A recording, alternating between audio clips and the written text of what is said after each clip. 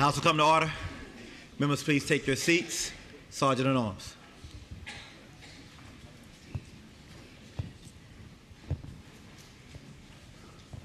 The House is now in session. All persons not entitled to privileges of the floor, please retire to the gallery.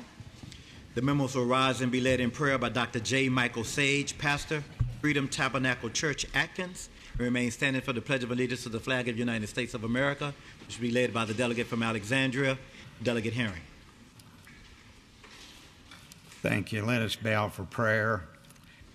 Heavenly Father, overshadow our military and their families, especially those serving in harm's way.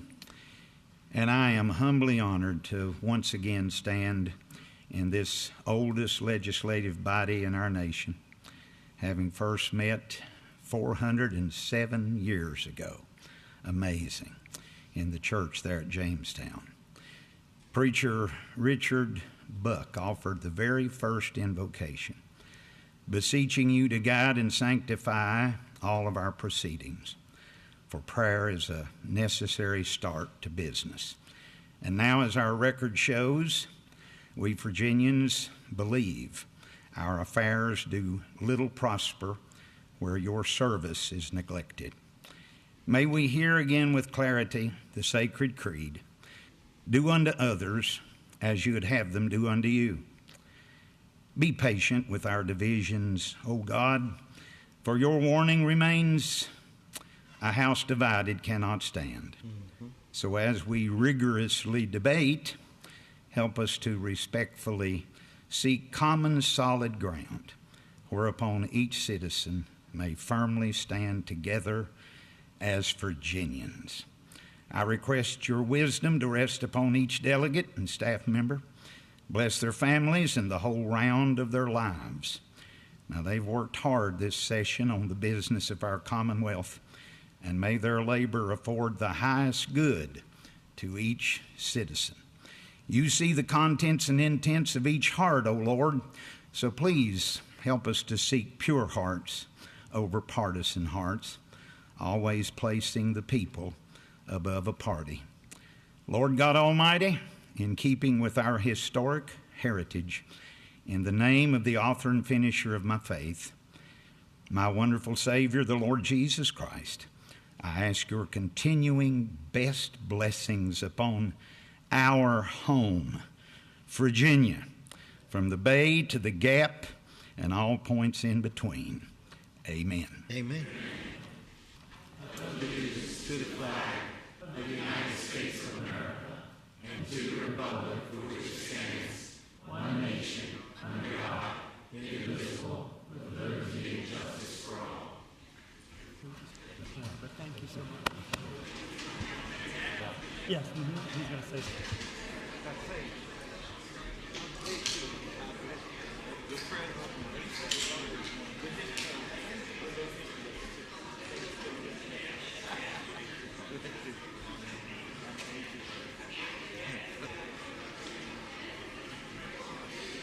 The members will answer the roll call by indicating their presence on the electronic voting board.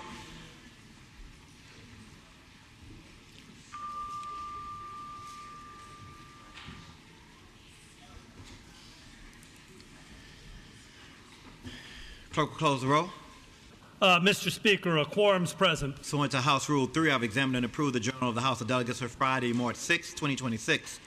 Motions and resolutions under Rule 39 pursuant to the provisions of Rule 40 are now in order. Does the clerk have any announcements or communications? Yes, sir, Mr. Speaker. A number. Beginning communication from the Senate. The Senate has receded. The Senate has receded from its amendments to the following legislation. House Bill 19.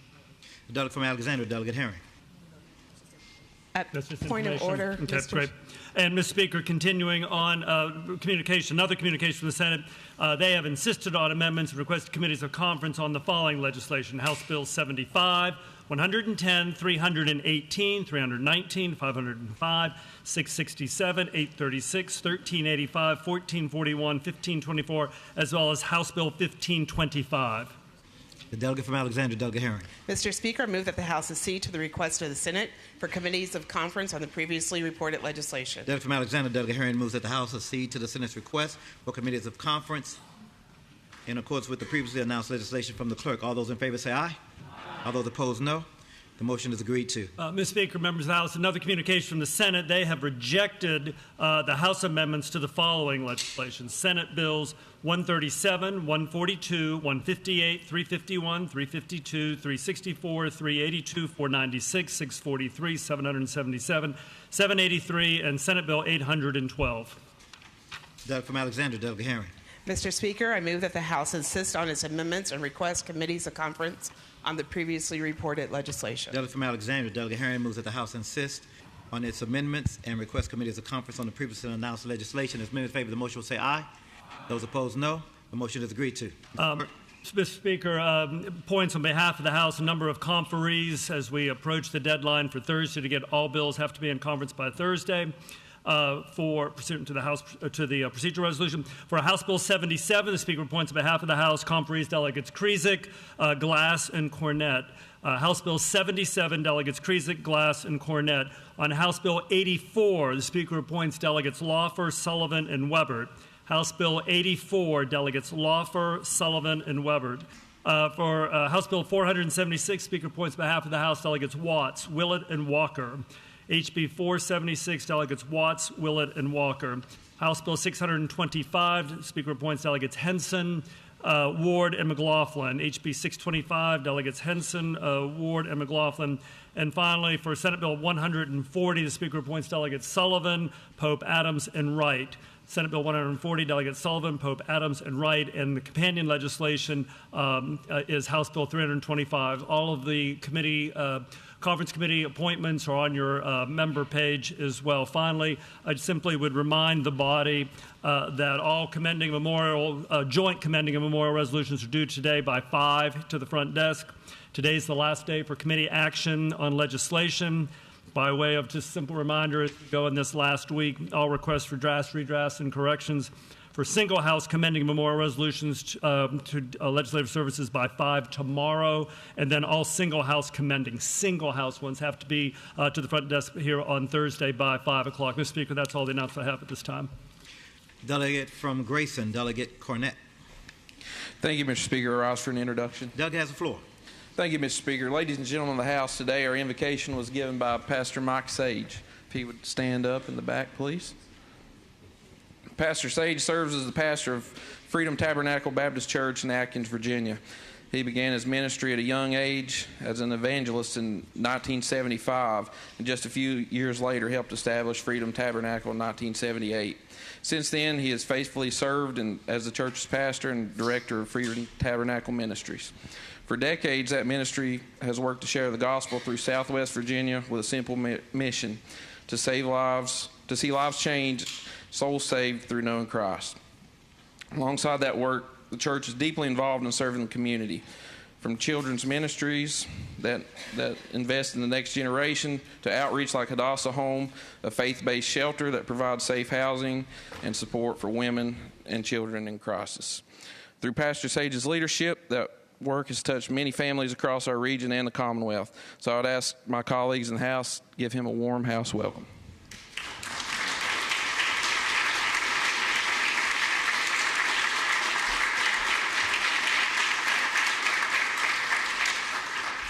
Welcome to the Capitol, Dr. Sage. Thank you for that history lesson and prayer. The delegate from Fredericksburg, Delegate Cole. Thank you, Mr. Speaker. I rise for the purpose of introduction. Delegate has the floor. Thank you, Mr. Speaker. Today, I rise to recognize a pillar of faith and service in the 65th District, Union Bell Baptist Church, and I would ask that they would please stand. Visiting with us today are two ministries from Union Bell Baptist Church, the Youth Ministry and the Silver Eagles Ministry. For generations, Union Bell has been more than just a place of worship. It has been a sanctuary for the weary, a pantry for the hungry, and a beacon of hope for our community. Their commitment to the spiritual and social fabric of our Commonwealth remains unwavering. Mr. Speaker, it's also my distinct honor to share with you that just last month, the Union Bell Baptist Church family gathered to celebrate a monumental milestone, the 24th pastoral anniversary of our pastor. For nearly a quarter of a century, our pastor has modeled the very definition of servant leadership. Through seasons of challenge and seasons of triumph, they have provided a steady hand and a compassionate heart, not only to their congregation, but to the entire community. To lead the flock for 24 years is a testament to endurance, character, and a profound love for one's neighbor. I ask it to be the privilege of the body to give this Union Bell Baptist Church a warm house welcome and joining me in celebrating 103 years of ministry and 24 years in pastoral ministry. Thank you, Mr. Speaker.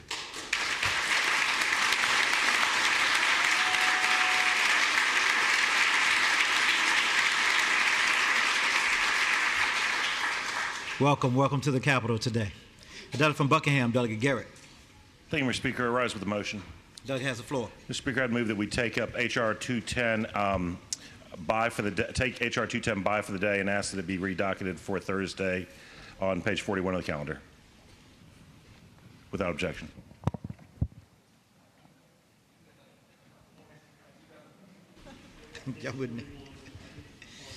Without objection, House Resolution 210 is by until March 12th. The delegate from Prince William, Delegate Maldonado.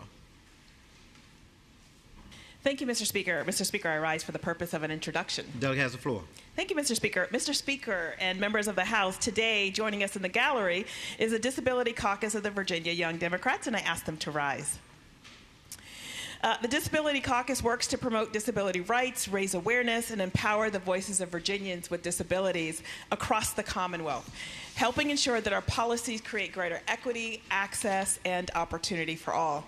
I'm especially grateful for their partnership in advancing HB 671, which passed this House and the Senate, as we work together to prohibit disability-based discrimination in jury service and ensuring individuals can request an exemption if their disability prevents them from serving.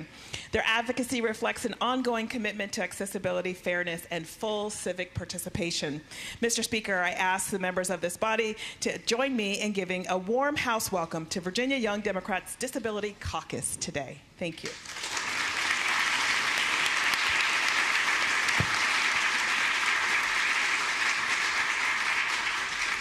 Welcome to the Capitol today. Delegate from Spotsylvania, Delegate Scott.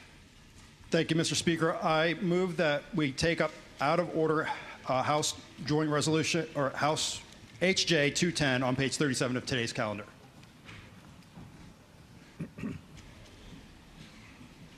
Delegate, Clerk will report a resolution. Mr. Speaker, House Joint Resolution 210 commending Alexander Yui. Delegate from Spotsylvania, Delegate Mr. Scott. Speaker, I move the resolution. I move the adoption of the resolution, and I request to speak to the motion. Delegate has the floor. Mr. Speaker, it's an honor to welcome the Honorable Ambassador Alexander Yui, his family, and members of his staff, if they would please rise. They are here today in this historic chamber in Virginia, the birthplace of American democracy. This year marks the 250th anniversary of our nation's Declaration of Independence, a milestone that reminds us of the enduring power of self-government, limited government, and the principles that define us.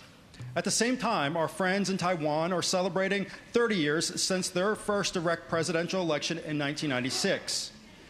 These milestones, though different, highlight the shared commitment to democratic Republican governance that unites us. Taiwan has built a strong, vibrant democracy from challenging beginnings, much like our own path our nation has traveled.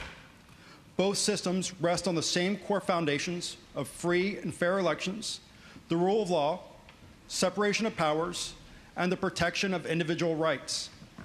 In Taiwan, as here in Virginia and across the United States, democracy is strengthened by active citizens who are dedicated to freedom.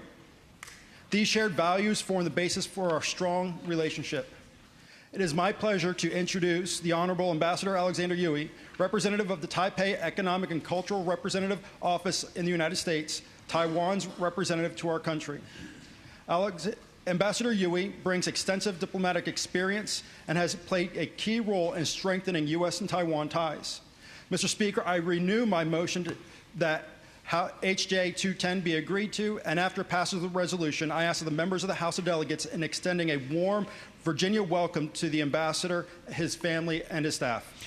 The delegate from Spotsylvania, Delegate Scott, moves that the House adopt House Joint Resolution 210 commending Alexander Yui.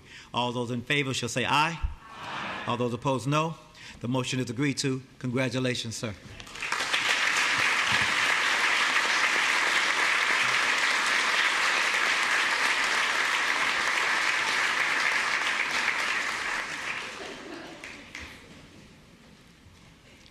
Delegate from Virginia Beach, Delegate Askew.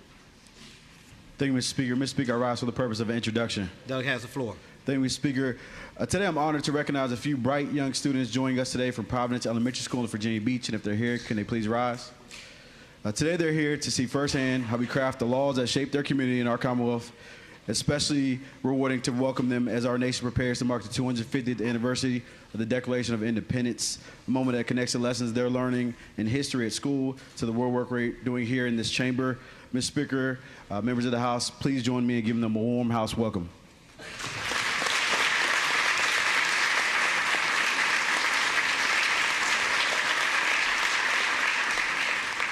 Welcome to the Capitol today.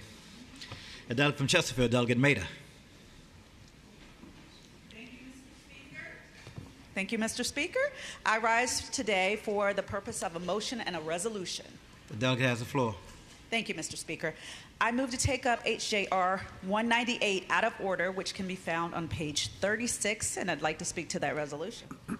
Clerk will report a resolution. House Joint Resolution 198 commending Brad Hughes. The delegate from Chesterfield, Delegate Mader. Thank you, Mr. Speaker. I move this resolution for a man whose life is a powerful testament to bravery, integrity, and unwavering perseverance. Special Deputy Brad Hughes, who is in the gallery. I ask that he raise his hand to be noticed. On March 17, 2014, Deputy Hughes, an officer with the Powhatan Sheriff's Office, answered the call to serve, just as he always had. While on scene of a dangerous accident, he focused not on himself, but on the lives he could save. While assisting victims of a horrific crash, Deputy Hughes was struck by a distracted driver and suffered life-altering injuries that ultimately led to the loss of both of his legs. Many would understand, Mr. Speaker, if such a tragedy ended a career of service. But for Deputy Hughes, it marked the beginning of a new mission. Rather than retreat, he moved forward, committing himself to raising awareness about the dangers of distracted driving so that no other family would endure similar pain and heartache. As a member of the Powhatan County Sheriff's Office, he has shared his story with more than 40,000 students and community members, urging them to make responsible choices when behind the wheel. Through his resilience, Mr. Speaker, he has turned pain into purpose and adversity into action. Deputy Hughes exemplifies the very highest ideals of public service. His dedication reminds us that real leadership begins with character, and that the greatest impact often comes from those who serve quietly, faithfully, and with purpose. It is my distinct honor and privilege to recognize and introduce a true leader, a role model in our community, and an inspiration to all who believe in the power of service. I move the adoption of the resolution and ask that the House please join me in honoring Deputy Brad Hughes with a warm House welcome. The delegate from Chesterfield, the delegate from Chesterfield, the delegate from, the House will come to order. One second. I hate when y'all do that. The delegate from Chesterfield moves the adoption of House Joint Resolution 198, commending Brad Hughes. All those in favor of the motion will say aye. Aye. All those opposed, no. The motion is agreed to. Congratulations and thank you. Thank you. Now you may serve.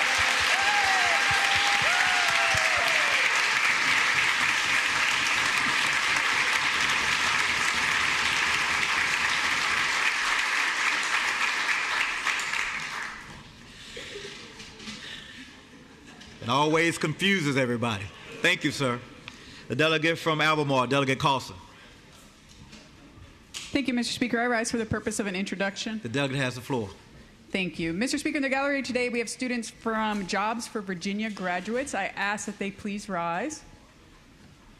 Jobs for Virginia Graduates is a nonprofit that propels underserved students towards graduation and college or career opportunities. Since 1998, they have helped tens of thousands of students graduate and achieve long-term success. If you head to their website, you'll see some impressive statistics about their participants, including a graduation rate that's 8% higher than the average, 89% who achieve full-time employment, and 95% who pursue further education after graduation.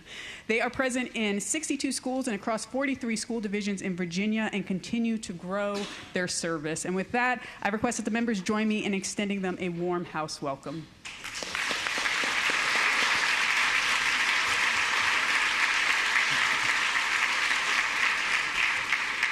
Welcome to the Capitol today.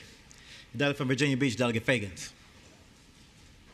Mr. Speaker, I rise for an introduction. Delegate has the floor. Mr. Speaker, in the back of the chamber is the Miles Agency, and I ask that they please rise. The Miles Agency has guided outreach, communications, transportation, resilience, and public health and public works initiatives across the Commonwealth. Additionally, we just passed House Resolution 168 that honors Delcino Miles, who serves as a Miles Agency CEO, for her service as the first Black chair of the Hampton Roads Chamber of Commerce Regional Board.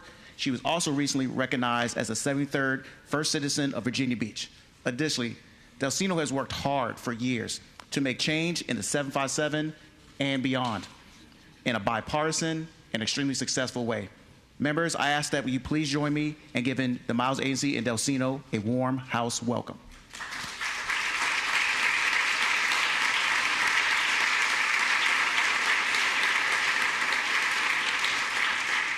Welcome to the Capitol today. The delegate from Fairfax, Delegate Cohen. Just going down the best row. Mr. Speaker, I rise for a motion. The delegate has the floor. I move that H.R. 224 on page 31 of the calendar be passed by until Wednesday, March 11th. Without objection, House Resolution 231 is by until March 11th. Delegate from Fairfax, Delegate Sheehan. Thank you, Mr. Speaker. Mr. Speaker, I rise for the purpose of a motion. The delegate has the floor. Thank you, Mr. Speaker. I move that the House take up out of order House Resolution 320. And if I... On what page? Yes. Mr. Speaker, it's not on the calendar yet. Clerk will report a resolution. House Resolution 320, commending Claude W. Harrison. Delegate from Fairfax, Delegate Sheehan. Thank you, Mr. Speaker. I would move adoption of the resolution, and if I could please speak to that motion. The delegate has the floor. Thank you, Mr. Speaker. We have in the gallery with us today Mr. Claude Harrison, or as I knew him, Clerk Claude, and if I could ask him to please stand. Mr. Speaker, this one's personal for me because Clerk Claude served this body in the House Committee Operations for more than a decade, and for several of those years, he was the clerk of CC&T. I got to know Clerk Claude well during our early Friday morning subcommittee meetings, and I can tell you there are very few people who have brought more warmth, professionalism, and heart to their work in this building. Claude is a true Virginian. He grew up in Emporia, graduated from the University of Virginia, and became a registered architect practicing in Richmond and elsewhere in the Commonwealth. He built a distinguished career in facilities management at United Virginia Bank, Central Fidelity Bank, where he served as vice president, at Wachovia as the Virginia real estate manager, and later joining the law firm Williams Mullen as its first ever director of facilities. Claude retired from his career in 2011 before he started with us in the House in 2012. And Claude and his dear wife, Sue, had always talked about coming to work together at the General Assembly in their retirement. And heartbreakingly, she passed away before they could see through their post-retirement plans together. And in spite of that, he decided to keep with the plan and began his work with us on the House clerk team in 2012. Claude served as the clerk for the Transportation Committee, and then as a room clerk, and ultimately as the clerk of CC&T. He earned the trust and respect of every committee chair he worked with. And if you ask anyone apparently on the House Committee Operations team, they will tell you that Claude also served as the unofficial social director of their team, often bringing folks together. And I even had the opportunity to once crash one of their parties. It was at the Jefferson, which should tell you, Mr. Speaker, that Claude also has impeccable taste. And if you ask him, Mr. Speaker, Claude might tell you, and he told this to my staff personally, that the reason he finally retired from the House was because I kept making him show up in the wee morning hours of Friday. And so, Clerk Claude, I apologize for making you wake up so early on Fridays, but only a little bit because I still have to be here on Fridays at 7 a.m. The now Secretary of the Commonwealth and formerly the formidable chair of CCNT, Candy King, also asked me to convey the following words about her time working with Claude. She said, "Claude was a dutiful clerk who kept me in line. I thank him for his service and wish him the best." Mr. Speaker, Claude threatened me with retirement on a number of occasions over the 4 sessions we worked together, and each time I asked him not to leave us. In 2024, after we flipped the majority in the House, Claude confessed he had yet again considered leaving, but that he wanted to stay 1 more year to help the new majority find our footing. And true to his word, when he retired after the 2025 session, he said to me he felt like he could finally retire because he was confident we would be fine without him. In retirement, Claude has kept busy. He is a proud father of 2 grown children and grandfather to a granddaughter. He is an avid gardener, a lover of travel, and he has turned his passion for antiquing into a side hustle. And next month, Claude will celebrate his 80th birthday. Mr. Speaker, Clerk Claude gave this body years of dedicated service, and before that, he gave decades to his profession to the Commonwealth. It's my honor to recognize him today, to thank him for his service on behalf of all of us for everything he has done. Thank you, Mr. Speaker. The delegate from Fairfax. Y'all got it now. The delegate from Fairfax, Delegate Shin, moves that the House adopt House Resolution number 320, commending Claude W. Harrison. All those in favor of the motion shall say aye. All those opposed, no. The motion is agreed to. Congratulations, sir.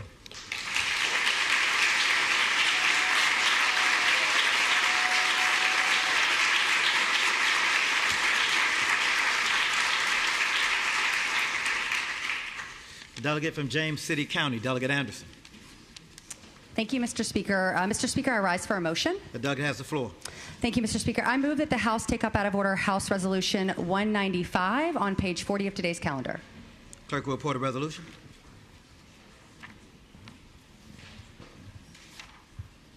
House Resolution 195, commending the First Baptist Church of Williamsburg. Delegate from James City County, Delegate Anderson. Mr. Speaker, I move adoption of the resolution and request to speak to that motion. The delegate has the floor. Thank you, Mr. Speaker.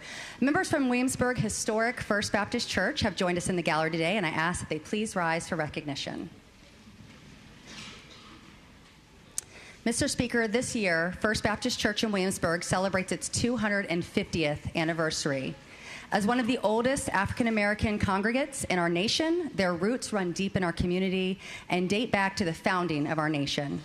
The church was formed in 1776 when a group of free and enslaved black people began bravely and secretly meeting for worship.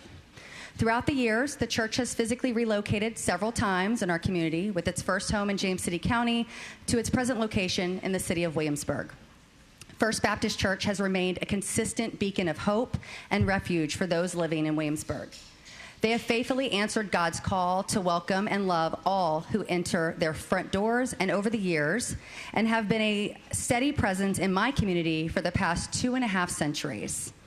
I will also say, anyone familiar with First Baptist Church, you know of the 1886 Freedom Bell that resides in the front of the building. I've had the privilege of ringing said bell along with amazing people such as President Barack Obama, Dionne Warwick, Jesse Jackson, and the descendants of Thomas Jefferson and Sally Hemings.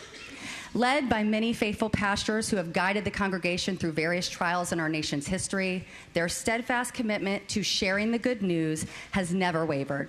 Mr. Speaker, I'd like to thank First Baptist Church for their work and their ministry and wish them continued success in their next 250 years.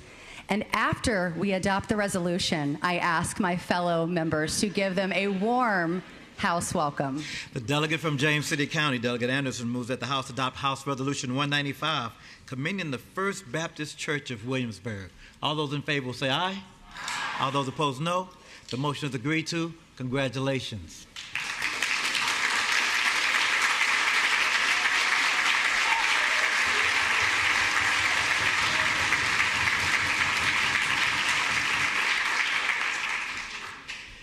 Delegate from Hanover, Delegate Wyatt. Thank you, Mr. Speaker. I request that Senate Bill 47 be moved on page 2, be moved to the regular calendar and taken by for the day.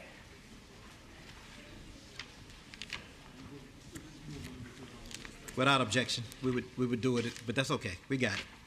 Without objection. Delegate from Arlington, Delegate McPike.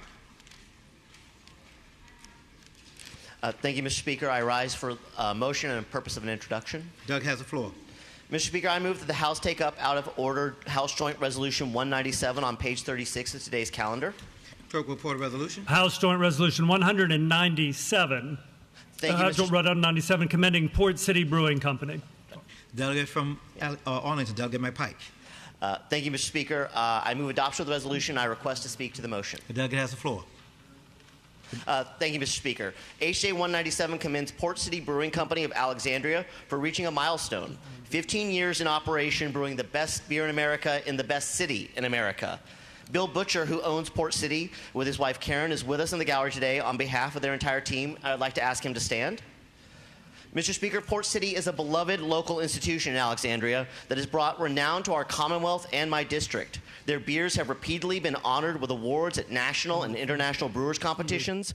Port City is the most awarded brewery at the Virginia Craft Beer Cup with 33 medals. But more than that, Mr. Speaker, Port City is a symbol of how resilient and deeply interconnected Virginia's economy is.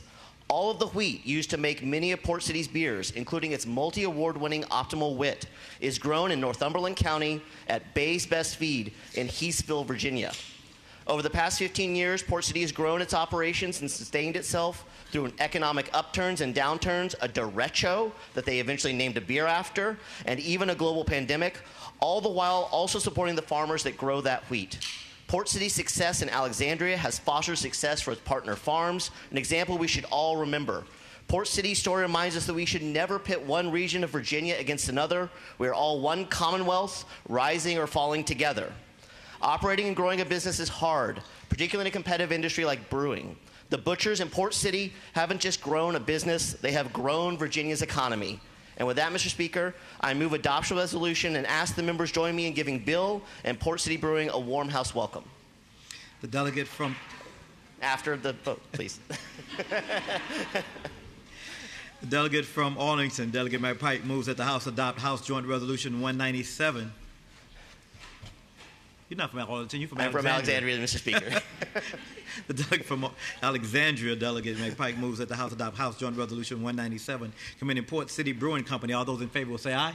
Aye. All those opposed, no. The motion is agreed to. Congratulations.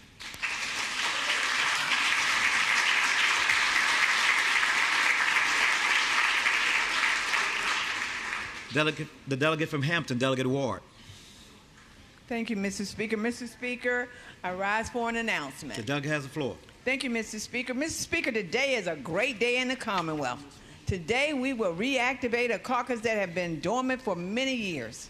The caucus could be called the Majority Caucus because it's so large. It's comprised of Democrats and Republicans, men, women, rural and urban, with everything in between. We are united, Mr. Speaker. We are strong. We are bold. We are the unbirthdayed. We are the majority of those serving in this chamber, yet we have never received a standing ovation on this House floor when it's our birthday. No one will throw us a birthday party for us. No one will slip little gift cards in our hands saying, go buy something nice for yourself, it's your birthday.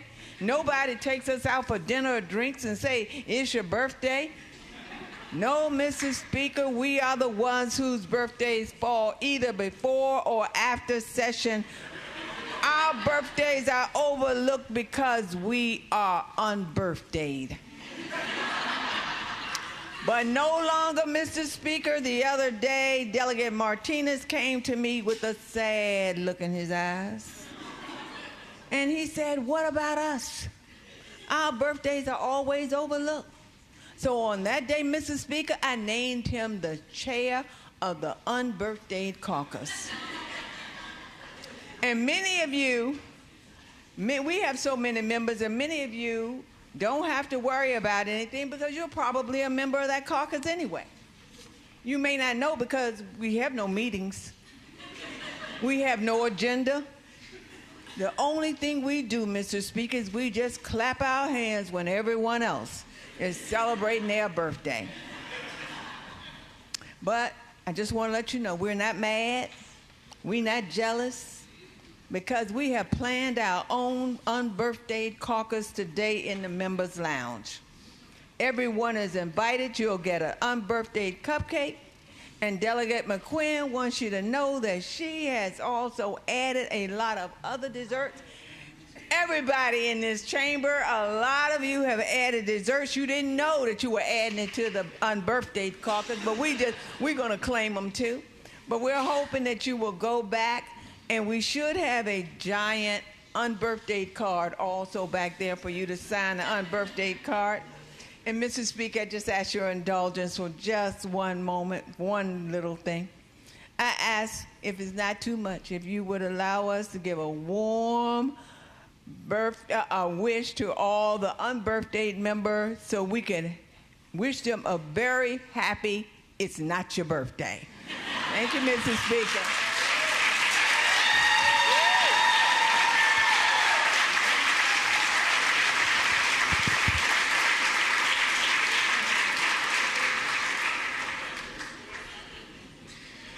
The delegate from Henrico, Delegate McQuinn.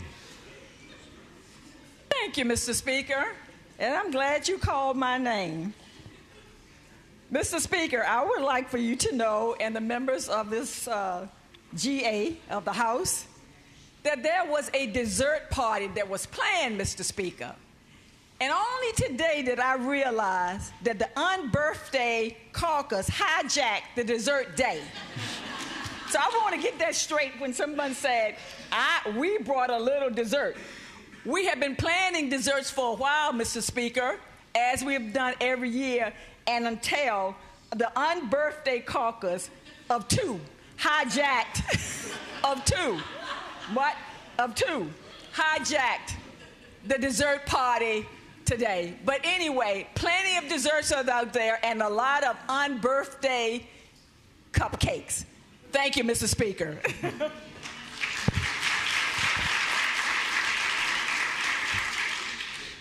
The delegate from Henrico, Delegate Willett. Thank you, Mr. Speaker. It's not my birthday, but I do rise for a motion. The delegate has the floor. Mr. Speaker, I move that we take H.R. 235, found on page 43, to be passed by until Wednesday, March 11th. Without objection, H.R. 235, found on page 43, is by until March 11th. Delegate from Fairfax, Delegate Simon. Thank you, Mr. Speaker. I rise for two motions. The delegate has the floor. Mr. Speaker, I move that Senate Bill 261 on page 16 of the calendar be re-referred to the Committee on Appropriations.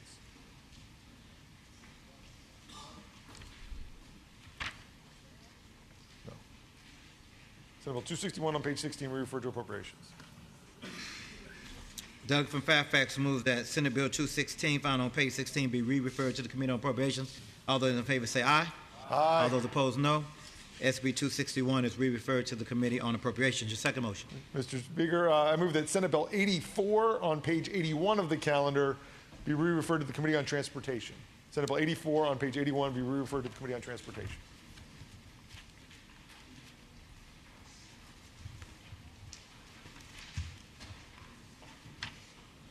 The delegate from Fairfax, Delegate Simon, moves that Senate Bill 84, found on page 81, be re-referred to the Committee on Transportation. All those in favor say aye. Aye. All those opposed, no. The bill is re-referred to the Committee on Transportation. The delegate from Chesterfield, Delegate Doherty. Mr. Speaker, I rise for the purpose of two motions. The delegate has the floor. Mr. Speaker, first, I request that House Resolution 273 on page 32 of the calendar be moved to this Wednesday, March 11th. Without objection, House Resolution 273, found on page 32, is by until March 11th. Your second motion. Yes, Mr. Speaker. I also request that House Resolution 206 on page 41 of the calendar be moved to this Thursday, March 12th. Without objection, House Resolution 206, found on page 41, is by until March 12th. The delegate from Fredericksburg, Delegate Cole. Thank you, Mr. Speaker. I rise for the purpose of an introduction. Delegate has the floor. Thank you, Mr. Speaker, and I want to thank you for giving me leave to do this very special presentation this morning. Mr. Speaker, joining us in the back of the chamber this morning is an extraordinary educator and leader who has dedicated more than 4 decades to serving the students and families of Fredericksburg. Dr. Marceline Marcy Catlett is joining us, and I would ask that also her family and friends in the gallery, along with the Fredericksburg School Board, please rise as well. Dr. Catlett began her journey in Fredericksburg City Public Schools as a student graduating in 1977, and returned just a few years later to begin her career as a sixth grade teacher at Walker Grant Middle School. Through years of dedication, leadership, and unwavering commitment to student success, she rose to the ranks of the school division and now serves as a superintendent of Fredericksburg City Public Schools. Under her leadership, the division has strengthened academic opportunities, expanded career and technical education, and deepened engagement with families and the community. This year, her work was recognized statewide when she was named the 2026 Region 3 Superintendent of the Year by the Virginia Association of School Superintendents. She is joined today by members of her family, the Fredericksburg City School Board, and we are here to celebrate this achievement. I would hope it would be the privilege of the body to give Dr. Catlett and the Fredericksburg City School Board a warm house welcome.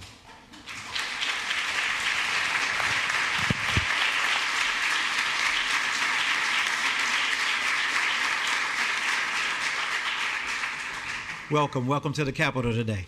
Delegate from Arlington, Delegate McPike. Still from Alexandria, Mr. Oh, I'm Speaker. sorry. However, the delegate from Alexandria, Delegate McPike. I appreciate that, Mr. Speaker. And to be fair, Arlington is my favorite suburb of the city of Alexandria. Mr. Speaker, I rise for a purpose of a motion and an introduction. Delegate has the floor. Mr. Speaker, I move that the House take up out of order House Joint Resolution 196 on page 36 of today's calendar.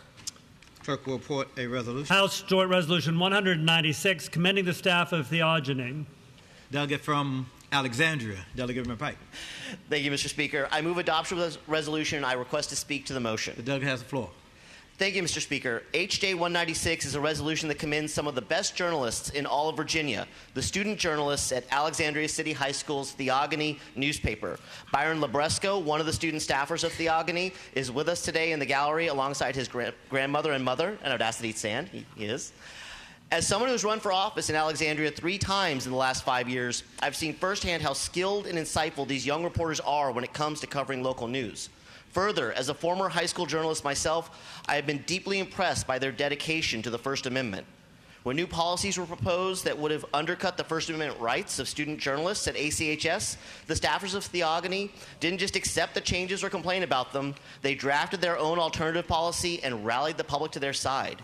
Their courageous stand not only earned them the respect of their fellow students and Alexandrians, they have also received the Courage in Student Journalism Award from the Student Press Law Center and the National Scholastic Press Association, and will soon receive the Joseph W. Shoquist Freedom of the Press Award at the Southern Interscholastic Press Association Convention. Mr. Speaker, at a time when it is easy to become jaded or cynical about the state of journalism in our country, the students of Alexandria City High School give us reasons to be hopeful for the future. For that reason, Mr. Speaker, I move adoption of the resolution, and after the adoption of the resolution, Mr. Speaker, members, I ask that the members join me in giving Byron and Theogony a warm house welcome. The delegate from Alexandria, Delegate McPike, moves that the House adopt House Joint Resolution 196, commending the staff of Theogony. As many in favor of the motion will say aye. Aye. Those opposed, no. The motion is agreed to. Congratulations, young man.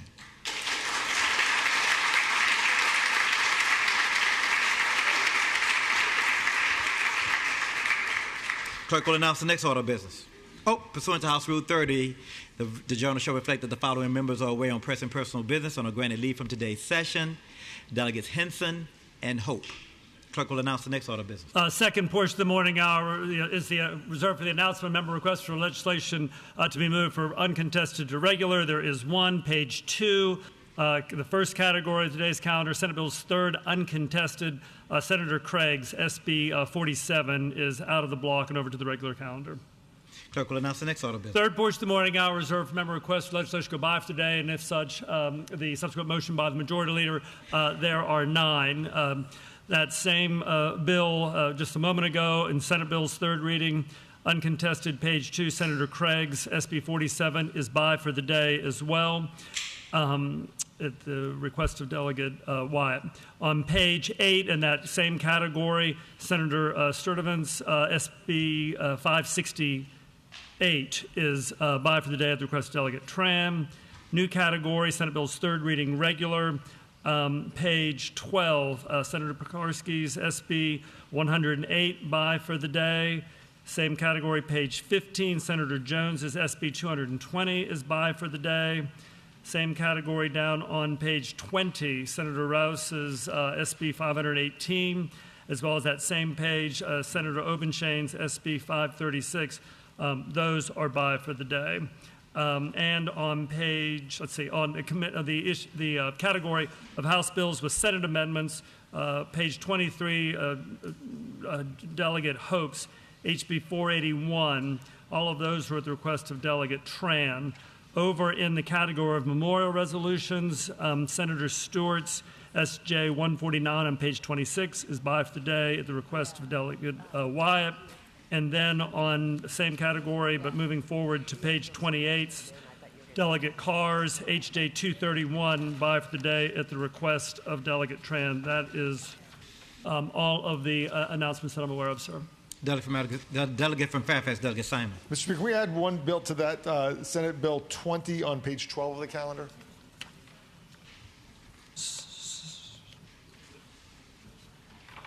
Page 12, Senate Bill 20, by for the day. Yep. Delegate from Alexander, Delegate Herring. Mr. Speaker, I move that the legislation as announced by the clerk go by for the day. Delegate from Alexander, Delegate Herring moves that the legislation as announced by the clerk go by for the day. Those in favor of the motion will say aye. Those opposed, no. The motion is agreed to. The clerk will announce the next order. And the fourth and final portion of the morning, I reserve for member requests for points of personal privilege. Kindly use your request to speak button to get into the queue for the benefit of the speaker. The delegate from Prince William, Delegate Guzman. Thank you, Mr. Speaker. I rise for a point of personal privilege. Delegate has the floor. Thank you, Mr. Speaker. I would like to recognize Supreme Court Justice Sonia Sotomayor during Women's History Month and highlight her powerful story. Sonia Sotomayor's journey from a public housing project to Princeton and Yale Law, and later to the highest court in the country, speaks to the power of determination and the importance of representation. During her time at Princeton, she often felt the weight of being one of the few students of color. However, instead of letting the feelings of alienation hold her back, she became co-chair of the Puerto Rican student group, Acción Puertorriqueña, advocating for more diversity on campus and pushing for more inclusive academic programs. In 2009, her career reached a historic milestone when President Barack Obama nominated her to the United States Supreme Court. Her confirmation made history as the first Latina to serve on the court, an achievement that resonated deeply with Hispanic and Latino communities across our country. As a proud Latina immigrant myself, Mr. Speaker, Justice Sotomayor's story has always meant something deeply personal to me. For so many of us who came to this country seeking opportunities, her life reminds us that our stories belong in every space where decisions are made, whether in our courts, our legislatures, or our communities. Justice Sotomayor is often called the people's justice because she brings empathy, humanity, and lived experience to the law. Through her work, she has reminded us that justice must serve everyone, especially those whose voices have too often gone unheard. During Women's History Month, we celebrate women who have broken barriers and expanded what is possible for the generations that follow. Justice Sonia Sotomayor has done exactly that. And because of leaders like her, so many young girls, especially Latina girls, can look at the highest court in the land and see a reflection of their own potential. Thank you, Mr. Speaker.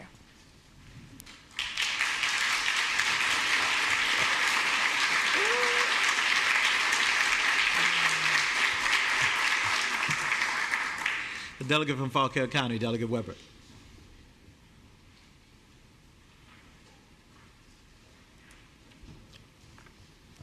Mr. Speaker, I rise for a point of personal privilege. Delegate has the floor.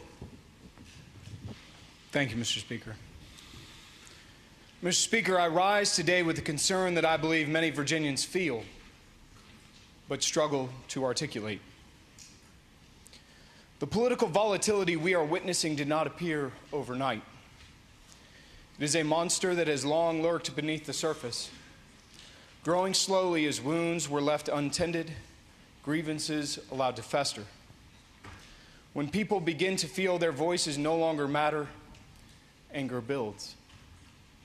And anger, when left unchecked, erupts. Rage narrows our vision. It constricts our perspective. It blinds us to the fullness of the truth. And when our vision narrows, we forget there is always another side. Blaise Pascal warned that when truth is obscured and falsehoods are firmly established, only those who sincerely love the truth will recognize it. Our danger today is not disagreement. Disagreement is natural in a republic. It is healthy. It is necessary. Our danger is attachment. Attachment to faction, attachment to narrative, attachment to power. When attachment hardens, persuasion gives way to hostility. Mr. Speaker, I believe that is at the heart of the matter before this body when we discuss gerrymandering and so many of the structural issues that shape our politics. When districts are engineered to eliminate competition, persuasion becomes unnecessary. And when persuasion becomes unnecessary, extremism becomes profitable. Our founders understood that danger. That is why the seal of the Commonwealth has two sides. On the obverse, virtus stands victorious over tyranny beneath the word sic semper tyrannis. It is a declaration of courage and resistance. But there is also a reverse. On that reverse, Libertas and Eternatus turn towards Ceres, the goddess of agriculture, symbolizing abundance, continuity, and sustenance. Above it rests a single word, preservando, by preserving. The message is profound. Liberty must be defended, but it must also be sustained. It is a reminder that liberty without order collapses, that revolution without perseverance decays, and that freedom without prosperity becomes fragile. James Madison warned us about factions, about the danger that passion, unchecked by accountability, would sacrifice the public good. Extreme gerrymandering insulates power from accountability. It rewards purity over persuasion. And power does not wait to become permanent before it corrupts. It only requires insulation. When districts are drawn to guarantee outcomes, compromise is punished. Extremes are rewarded, and disagreement hardens into moral warfare. We see it in our national discourse. We see it in immigration debates where fear replaces facts on one side and denial replaces responsibility on the other. There are those who lump all immigrants together to stoke fear. There are those who refuse to acknowledge that serious crimes must be addressed.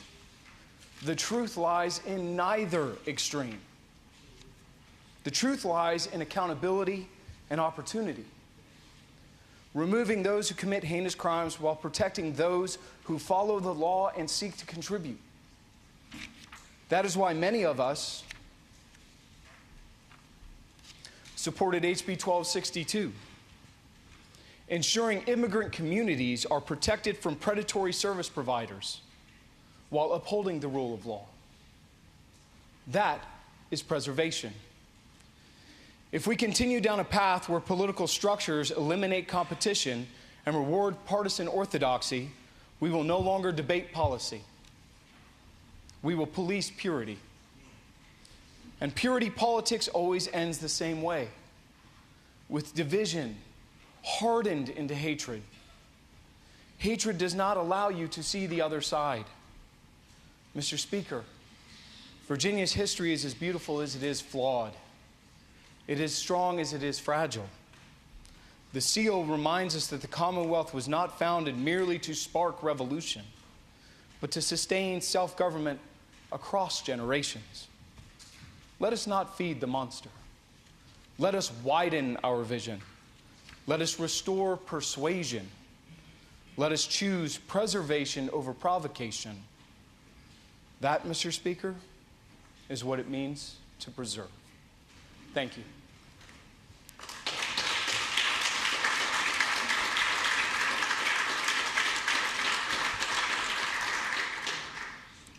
The delegate from Fairfax, Delegate Simon. Mr. Speaker, I request that we move back to the first morning hour for the purpose of a motion. The delegate has the floor. Mr. Speaker, having voted on the prevailing side by which we re-referred Senate Bill 84 on page 81 of the calendar to the Committee on Transportation, I move that we reconsider that vote. The delegate from Fairfax, Delegate Simon, having voted on the prevailing side by which we re-referred SB 84 to the Committee on Transportation, moves that we reconsider that vote. All those in favor say aye. Aye. All those opposed, no. The motion is agreed to. That's SB 84, found on page 81. Thank you, Mr. Speaker. That stays on second reading, Mr. Speaker. You have to make a motion now, right? Just bring it back. It'll be on the calendar. Okay, on second reading. Okay. Clerk, call calendar. Calendar for today, Monday, March 9th, for the Virginia House of Delegates. Some 46 bills and 200-ish resolutions to be dispensed with. First category, Senate bills on third reading uncontested calendar. Page 2, Senate Bill 47 is by for the day. Therefore, the first bill in today's category is top of page 3, Senate Bill 55, which is now before you. It seeks to amend and reenact portions of the Code of Virginia relating to sex offenses, prohibiting proximity to children, state parks penalty. Legislation originally reported to the Committee for Courts of Justice and subsequently by the Committee on Appropriation. Delegate from Fairfax, Delegate Watts. Thank you, Mr. Speaker. Senate Bill 55 prohibits proximity to children in state parks if that is the only intent of going next to the facility. I hope that it'll be the pleasure of the body to pass the bill. Next up in the block, Senate Bill 91, which is legislation seeks to amend and reenact portions of the Code of Virginia relating to public institutions of higher education. Old Dominion University, Eastern Virginia's Health Sciences Center, renamed as Virginia Health Sciences. Legislation Report Committee on Education. The delegate from Roanoke City, Delegate Rasul. Thank you, Mr. Speaker. Senate Bill 91 simply renames Eastern Virginia Health Sciences Center at ODU as the Virginia Health Sciences at ODU. I hope it will be a pleasure to the body to pass the bill.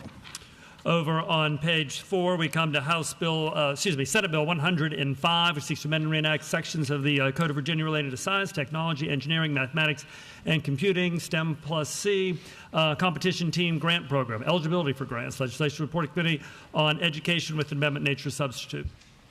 Delegate from Roanoke City, Delegate Rasul. Mr. Speaker, move the committee substitute. Shall the committee substitute be agreed to? All those in favor say aye.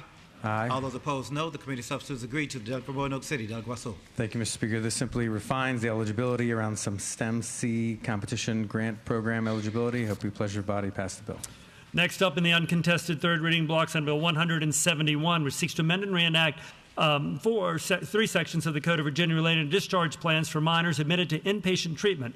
Copies provided to public elementary and secondary schools. Notification to parents. Health records privacy exemption. This legislation for the Committee on Education, again with Amendment Nature substitute. Delegate from Roanoke City, Delegate Rasul. Mr. Speaker, move the committee substitute. Shall the committee substitute be agreed to? All those in favor say aye. Aye. All those opposed, no. The committee substitute is agreed to. The delegate from Roanoke City, Delegate Rasul. Thank you, Mr. Speaker. Senate Bill 171 discusses how discharge plans are then transmitted from a health facility to a school. I hope it pleasures the body to pass the bill. Over on page 5, we come to Senate Bill 326, which seeks to amend and reenact Section Code of Virginia relating to Virginia Public Procurement Act, cooperative procurement re-roofing. Legislation originally reported to the Committee on General Laws and then subsequently by the Committee on Appropriations. Delegate from Fairfax, Delegate Creasy. Thank you, Mr. Speaker. Senate Bill 326 creates an exception allowing certain re-roofing and roofing maintenance projects to be obtained through cooperative procurement contracts when the work does not involve structural modifications. This legislation will clarify that routine roofing maintenance and repairs should not be treated the same as major construction projects for the purposes of procurement. Mr. Speaker, I move that the bill pass. Next up in the block is Senate Bill 391, which seeks to amend and reenact various portions of the Code of Virginia and repeal several others, all related to the Commission on the Virginia Alcohol Safety Action Program, or VSAP. Legislation Report Committee for Courts of Justice. Delegate from Richmond City, Delegate Cousins. Mr. Speaker, I move that the House adopt the committee substitute. I'm sorry, and was reported. Thank you. I apologize. And it was reported from Committee on Appropriations with Amendment H substitute, which was just moved. I apologize. Shall the committee substitute be agreed to? All those in favor say aye. All those opposed, no. The committee substitute is agreed to. Delegate from Richmond City, Delegate Cousins. With this substitute, SB 391 is identical to my HB 862, which is a recommendation of the VASAP Commission. The bill consolidates the Commission's statutory authority into a single code section, codifies existing regulations, and creates a stakeholder work group to review the sustainability of the structure and funding model for VASAP. I move that the bill pass. Next up in the block, Senate Bill 459, which is legislated that seeks to amend and reenact portions of the Code of Virginia relating to the Virginia Consumer Protection Act, liquefied petroleum gas filters, service disconnection requirements, civil penalties. Legislation reported to Committee on Labor and Commerce with an amendment, and then subsequently reported by the Committee on Appropriations. Delegate from Arlington, Delegate Lopez. Thank you, Mr. Speaker. I move the committee amendment. Shall the committee amendment be agreed to? All those in favor say aye. Aye. All those opposed, no. The committee amendment is agreed to. The delegate from Arlington, Delegate Lopez. Thank you, Mr. Speaker. This bill requires a liquefied petroleum gas fitter within 14 days after receiving a customer's request to discontinue delivery service to offer in writing to remove any remaining gas from such customer's storage tank and reimburse the customer for the cost of the gas at the prevailing rate within 30 days. I move we pass the bill. Turning to page 8, Senate Bill 568 is by for the day, so therefore out of the block. Continuing with the block, we come next to Senate Bill 673, legislation to amend the Code of Virginia relating to cyber stalking penalty. Legislation report committee for courts of justice with amendment H substitute, subsequently reported by the Committee on Appropriations. Delegate from Loudoun County, Delegate Reed. Yes, Mr. Speaker, I move the committee substitute. Shall the committee substitute be agreed to? All those in favor say aye. All those opposed, no. The committee substitute is agreed to. The delegate from Loudoun County, Delegate Reed. Yes, Mr. Speaker, the substitute clarifies that stalking conducted through electronically transmitted communications or cyber stalking is prohibited under Virginia law and expands the statute to include stalking of an intimate partner. I move passage of the bill. Over on page 9, we come to Senate Bill 778. Legislation seeks to amend and reenact section of the Code of Virginia related to display of obscene material to a minor unlawful penalty. Legislation reported to courts of justice and then also by the Committee on Appropriations. Delegate from Loudoun County, Delegate Reed. Yes. Mr. Speaker, the bill expands Virginia law, making it a Class 6 felony for an adult to display obscene items, child pornography, or grooming materials to a child under 13 with the intent to entice sexual activity. I move passage of the legislation. Next up in the block, Senate Bill 815, now before you, seeks to amend and reenact Section Code of Virginia relating to school boards, opening of the school year, certain alternative schedules, and schedule flexibility permitted. Legislation report committee on education. Delegate from Roanoke County, Delegate McNamara.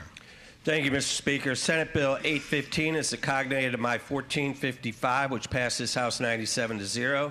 It adjusts the school opening commencement date for certain school divisions to 14 days before September 1st. I ask the body to pass the bill. And last in the Senate Bill's third reading or final passage uncontested calendar block is Senate Bill 817, legislation to amend the Code of Virginia relating to school boards, classes, public middle and high schools, parental notification of course registration deadlines, and processes required. Legislation Report Committee on Education. Delegate from Roanoke City, Delegate Russell. Thank you, Mr. Speaker. Senate Bill 817 requires each school board to send a parental notification on the class schedule for each student. I hope it will be a pleasure of the body to pass the bill. Shall the bills pass?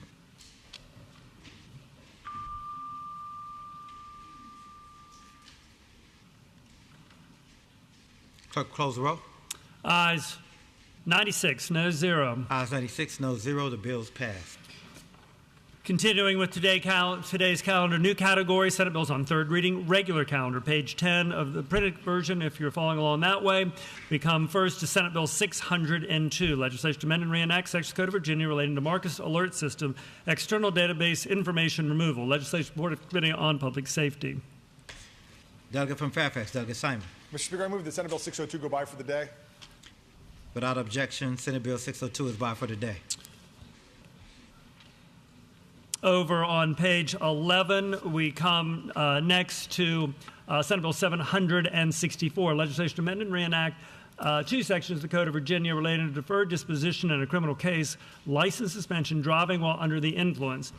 Legislative Report Committee for Courts of Justice with an amendment, and Delegate Kilgore has a floor amendment to that bill as well. The delegate from Fairfax, Delegate Watts. Thank you, Mr. Speaker. I move the committee amendment. Shall the committee amendment be agreed to? All those in favor say aye. All those opposed, no. The committee members agree to. The delegate from Fairfax, Delegate Watts. Thank you, Mr. Speaker. Senate Bill 764 extends the deferred disposition docket to driving while under the influence, and it also amends the requirement that this have the approval of the Commonwealth Attorney. I move the passage of Senate Bill 764. Delegate from Scott County, Delegate Kilgore. Thank you, Mr. Speaker. What my amendment does, and I will ask folks to agree, is it the delegate from Fairfax, Delegate Speaker, I Simon. move to pass by the floor amendment from Delegate Kilgore. Delegate from Fairfax moves that we pass by the floor amendment to Delegate Kilgore. All those in favor say aye. All those opposed, no. Can I speak? Can I speak? Can I, Mr. Speaker? The ayes and nays have been called for. Mr. Speaker, You get 2 minutes each, so we're going to start with your 2 minutes. I won't the delegate take from Scott County, Delegate Kilgore. Thank you, Mr. Speaker.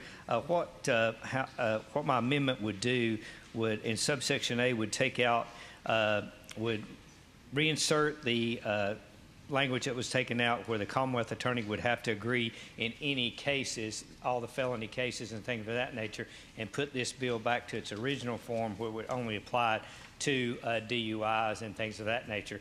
I think the Commonwealth Attorney should be involved. The Commonwealth Attorney's Office should be involved if they are making sure that a deferred disposition would occur on a case, and that's why I had my amendment to my floor amendment, Mr. Speaker. Thank you. Delegate from Fairfax, Delegate Simon. So, Mr. Speaker, speaking of the motion, Delegate has the floor. So we just spent 4 hours, I think 4.5 hours on Friday, interviewing judges and vetting them, talking to them about their attitude about things, and trying to get a sense of who they were. Countless hours prior to that spent with delegations, meeting with candidates for the judiciary, talking to them, making sure they get folks that reflect the values and politics, frankly, in some cases, and the public safety needs of their communities. I think we can trust those judges to make these decisions. I don't think we need to give one side a veto over these deferred disposition cases in pursuit of justice. I hope that we can all vote yes on the motion to pass by, a motion that says we trust our judges to make these decisions and we want them to help pursue justice. So again, I hope that members will vote yes on the motion to pass by. Shall the motion to pass by be agreed to? Madam Clerk?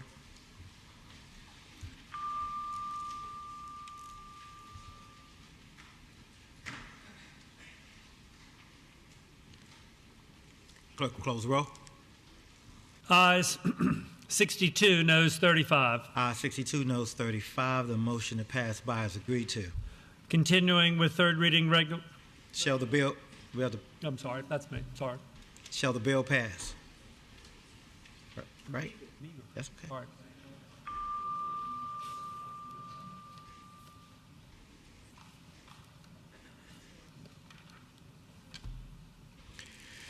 Clerk will close the roll. Ayes 61, noes 35. Ayes 61, noes 35. The bill passes. Now we come to Senate Bill 221, legislation to amend and reenact Section Code of Virginia relating to school crossing zones, relating to school crossing zones, active times, legislation on transportation. The delegate from Fairfax, Delegate Delaney. Thank you, Mr. Speaker. Senate Bill 221 allows localities to increase from 30 minutes up to 60 minutes the period of time before and after regular school hours during which school crossing zones are active if children are continuing or are commuting to and from home. The bill passed unanimously out of the Transportation Committee, and I hope it is the will of the body to pass the legislation. Shall the bill pass?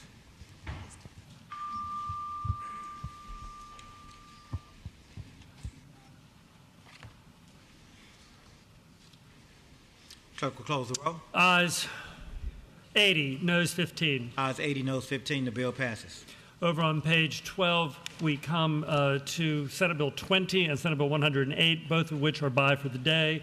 Therefore, on page 13, next bill before you is Senate Bill 115, which seeks to amend and reenact Section Code of Virginia relating to concealed handgun permits, reciprocity with other states. The legislation was reported to the Committee on Public Safety with the substitute, and then subsequently reported by the Committee on Appropriations with a differing amendment nature substitute. Delegate from Loudoun County, Delegate Reed.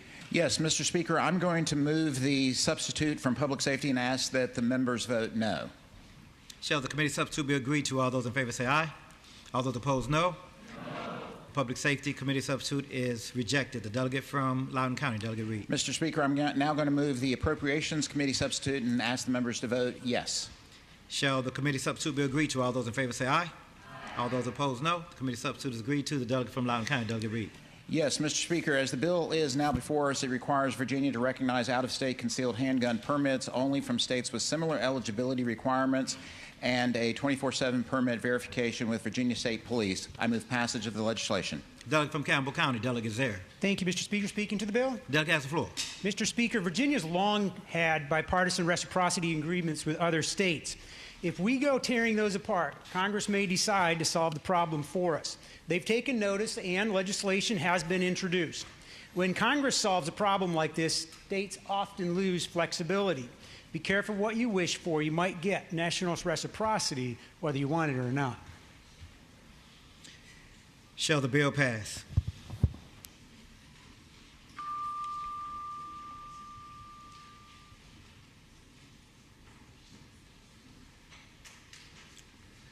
Clerk will close the roll. Ayes 61, noes 34. Ayes 61, noes 34. The bill passes. Senate Bill 122, SB 122, now before you, seeks to amend and reenact various sections of the Code of Virginia relating to school boards, student diabetes care and management in schools, division-wide plan required. Legislative report committee on education with amendment nature substitute. Delegate from Roanoke, Delegate Russell. Thank you. Thank you, Mr. Speaker. Mr. Speaker, I move the committee substitute. Shall the committee substitute be agreed to? All those in favor say aye. All those opposed, no. The committee substitute is agreed to. Thank you, Mr. Speaker. Roanoke, Delegate Russell. Thank you, Mr. Speaker. Rasul means messenger, so I'm bringing a message today. This is the diabetes bill that we will never get rid of here, but what we've done by agreeing to conform, we've conformed it to House Bill 1301. What this does is represents really peace in the valley between a variety of stakeholders. We're hoping that it will stick that way, but Mr. Speaker, move passage of the bill. Shall the bill pass?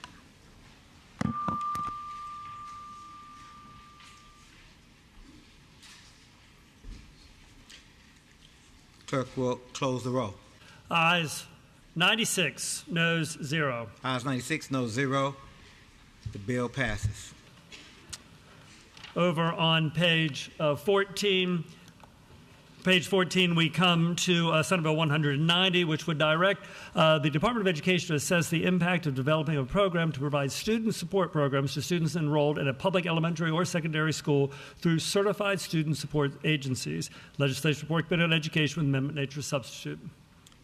Delegate from Norfolk, Delegate Anthony. Thank you, Mr. Speaker. I move that this bill be passed by temporarily. SB 199 without objections passed by temporarily. Therefore, next up, bottom of page 14 of the printed calendar, we come to Senate Bill 200. Senate Bill 200 seeks to amend and reenact portions of the Code of Virginia relating to the Board of Education, standards of learning assessments, and related assessment methods, development, administration, scoring, and release. Legislation Report Committee on Education with an amendment. Delegate from Fairfax, Delegate Helmer. Thank you, Mr. Speaker. Mr. Speaker, I move the committee amendment. Shall the committee amendment be agreed to? All those in favor say aye. All those opposed, no. The committee amendment is agreed to. Thank you, Mr. Speaker. SB 200 is the cognate of my House Bill 299, which passed the House on February 17th on a vote of 86 to 11. It continues to reform and update the SOL process. I hope it is the will of the body to pass the bill. Shall the bill pass?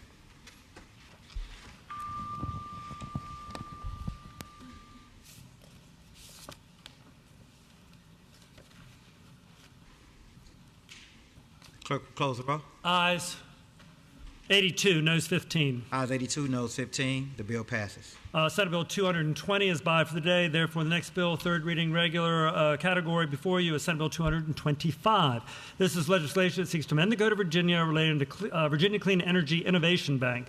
Established. Report. Legislation Report Committee on Labor and Commerce with an amendment nature substitute and substitute reported by the Committee on Appropriations. Delegate from Arlington, Delegate Lopez. Thank you, Mr. Speaker. I'd like to move the committee substitute and ask the body to reject the committee substitute. Shall the committee substitute be agreed to? All those in favor say aye. All those opposed, no. The committee, committee substitute is rejected. The delegate from Arlington, Delegate Lopez. Thank you, Mr. Speaker. This bill creates the Virginia Clean Energy Innovation Bank to finance clean energy projects, greenhouse gas emission reduction projects, and other qualified projects through the strategic deployment of public funds. It's the cognate of my bill, and we're still just working out the final bits. Thank you, Mr. Speaker. I move that we pass the bill. Shall the bill pass?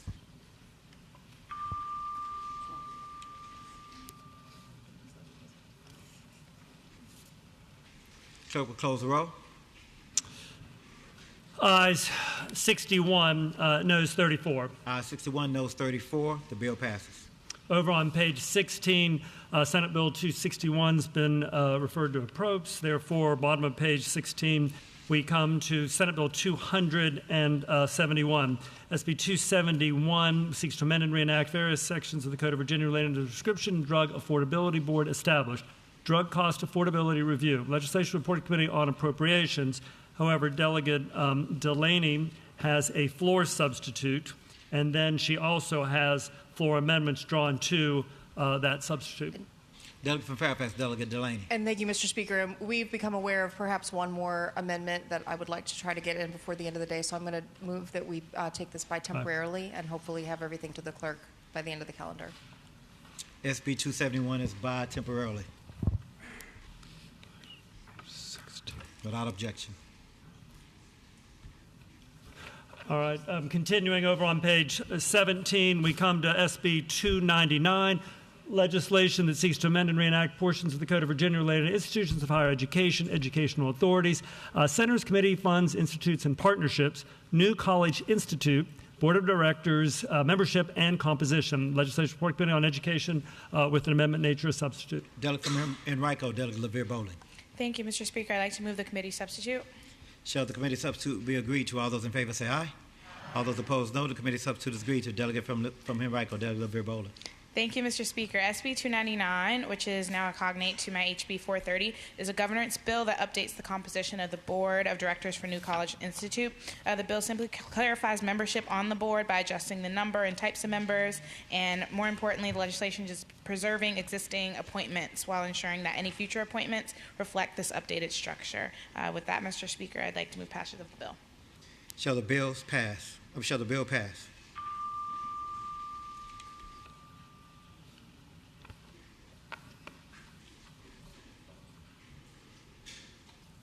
Clerk will close the roll. Ayes 92, noes 5. Ayes 92, noes 5. The bill passes. Senate Bill 341 now before you seeks to amend the Code of Virginia relating to private elementary and secondary schools, student codes of conduct, policies related to bullying and cyberbullying prevention, and parental notification requirements. Legislation Report Committee on Education with an amendment nature substitute. Delegate from Fairfax, Delegate Sullivan. Thank you, Mr. Speaker. I move the committee substitute. Shall the committee substitute be agreed to? All those in favor say aye. All those opposed, no. Committee substitute is agreed to. Delegate from Fairfax, Delegate Sullivan. Thank you, Mr. Speaker. SB 341 ensures our private schools have policies in place to deal with incidents of bullying or cyberbullying. It's similar to my HB 894, which passed the House 73-24. The substitute improves the bill with language ensuring that the bullying is confirmed. I move that the bill pass. Shall the bill pass?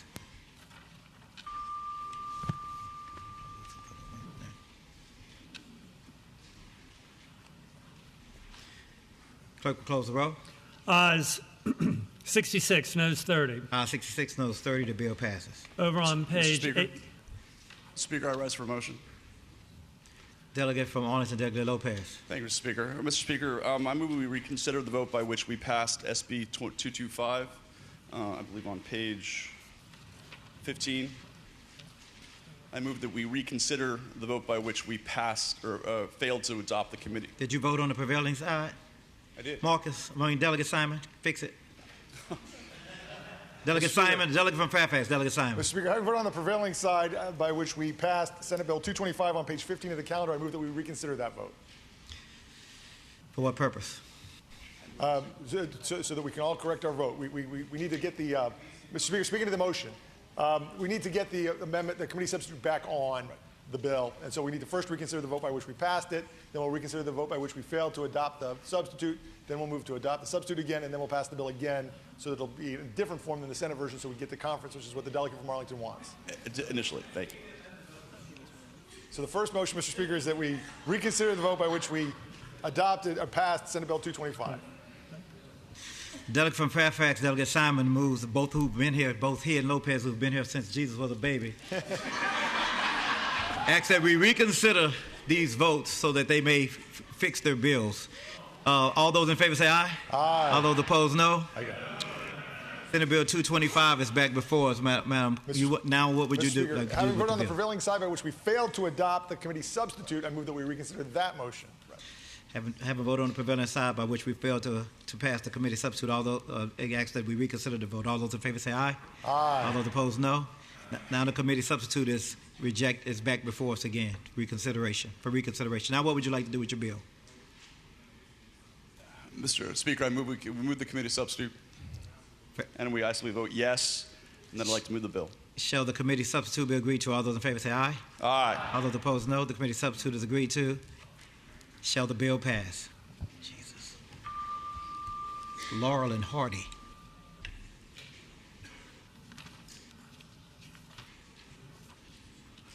Clerk will close the roll. Ayes 63, noes 34. Ayes 63, noes 34. The bill passes.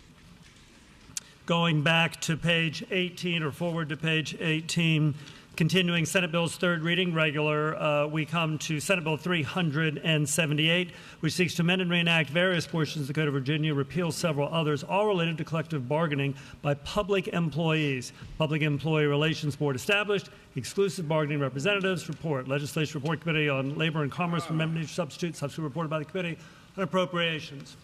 The delegate from Fairfax, Delegate Tran.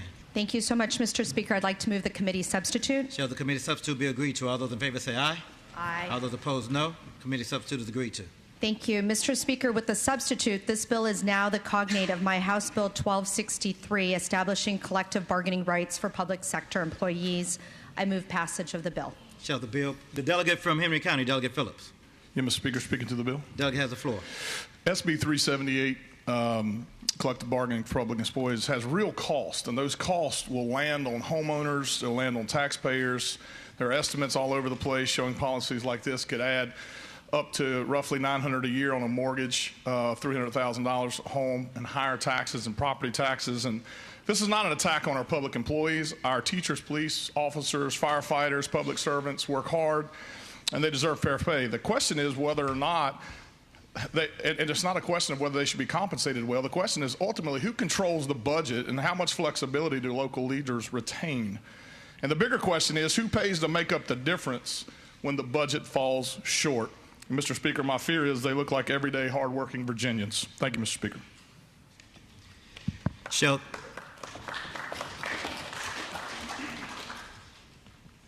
the bill pass?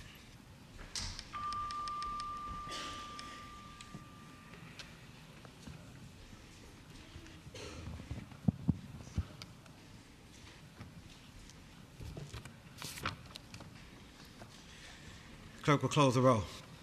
Ayes 62, noes 35. Ayes 62, noes 35. The bill passes. Senate Bill 394 is legislation that seeks to amend the Code of Virginia related to the Board of Education, artificial intelligence use in instructional settings, development of AI safety guidance required, AI innovation and education pilot program established, report. Legislation Report Committee on Education with Amendment Nature substitute. The delegate from Roanoke City, Delegate Russell. Thank you, Mr. Speaker. Mr. Speaker, I move the committee substitute. Shall the committee substitute be agreed to? All those in favor say aye. Aye. All those opposed, no. The committee substitute is agreed to. Thank you, Mr. Speaker. Mr. Speaker, now Senate Bill 394 is conformed to my House Bill 1186, which gathers some data on the use of artificial intelligence by school divisions, as many of us are concerned about the growing impact. This is the first time in history, in recorded history, where the generation of today has seen a cognitive decline compared to the previous generation. I hope it be the pleasure of the body to pass the bill. Shall the bill pass?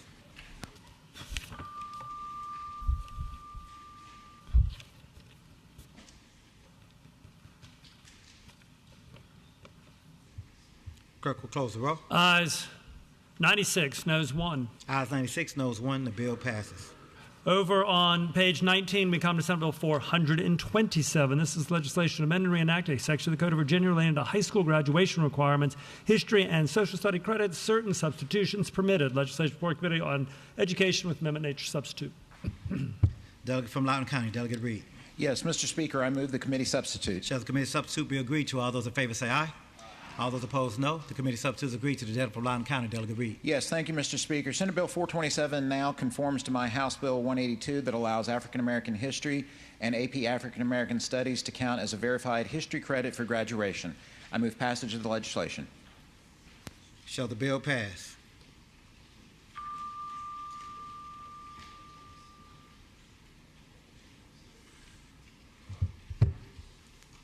Clerk will close the roll. Ayes 62, noes 35. Ayes 62, noes 35. The bill passes. Senate Bill 491 is legislation that seeks to amend the Code of Virginia relating to public schools, right to free public elementary and secondary education, discrimination based on immigration status prohibited, requirements, civil cause of action. Legislation before Committee on Education with Amendment Nature substitute. Delegate from Roanoke City, Delegate Russell.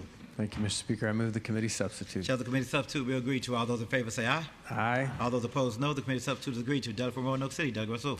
Thank you, Mr. Speaker. Ladies and gentlemen of the House, Senate Bill 491, now with the substitute, is identical to my House Bill 836, which ensures that, regardless of status, that our children feel safe in public schools. I hope it will be the pleasure of the body to pass the bill. Shall the bill pass?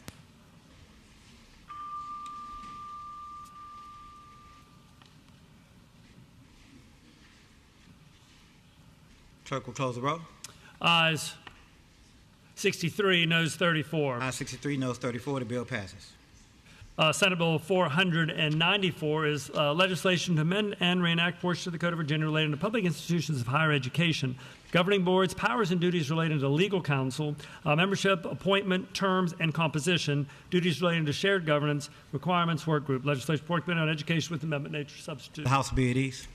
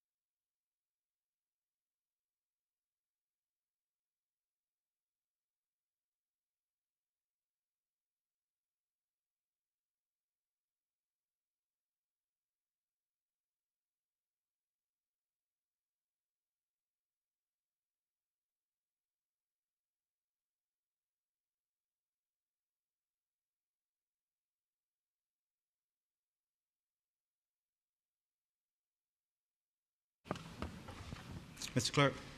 Senate Bill 494, the title has been read. It was reported to Committee on Education, and they reported that with a amendment nature substitute. Delegate from Montgomery County, Delegate Franklin. Thank you, Mr. Speaker. I move the committee substitute. Shall the committee substitute be agreed to? All those in favor say aye. All those opposed, no. The committee substitute is agreed to. The delegate from Montgomery County, Delegate Franklin.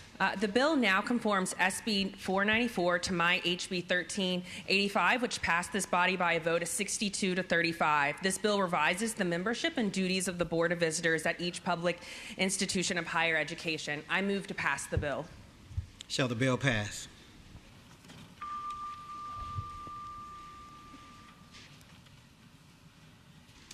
Is it?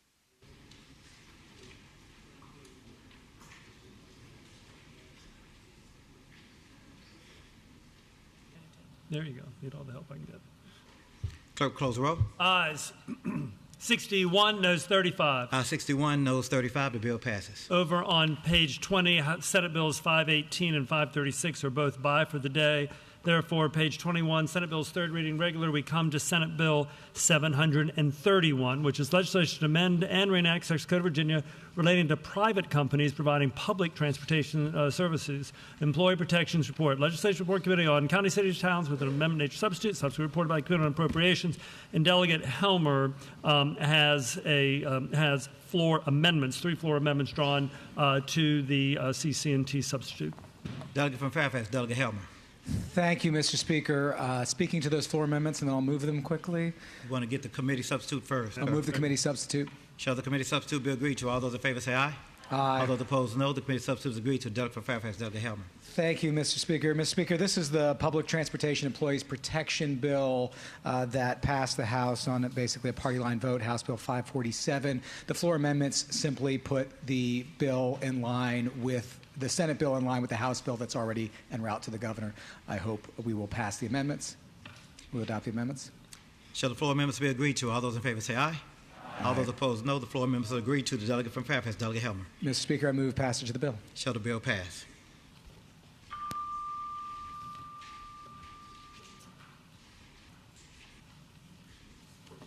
This is... Clerk, close the roll. I think that's the wrong one. Ayes 62, noes 35. Ayes 62, noes 35. The bill passes. Over on page 22, we come to Senate Bill 794, which seeks to amend and reenact various sections of the Code of Virginia related to Virginia Health Care Protection Act established prohibition on extradition for certain crimes, penalties. Legislation reported from the Committee for Courts of Justice. Delegate from Loudoun County, Delegate Reed. Yes, Mr. Speaker. Senate Bill 794 is the Virginia Health Care Protection Act. It bars Virginia law enforcement from assisting out-of-state investigations, arrests, or warrants concerning health care activity legal within the Commonwealth. I move passage of the legislation. Shall the bill pass?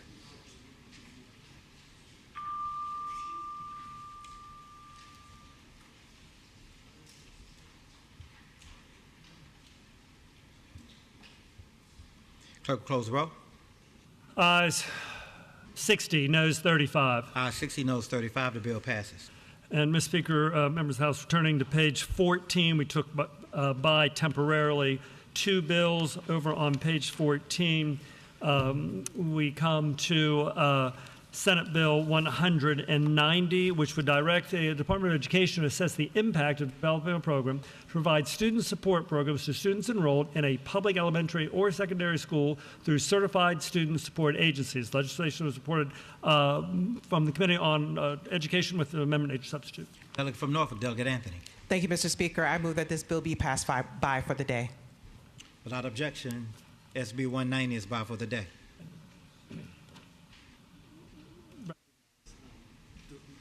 Delegate from Fairfax, Delegate Delaney.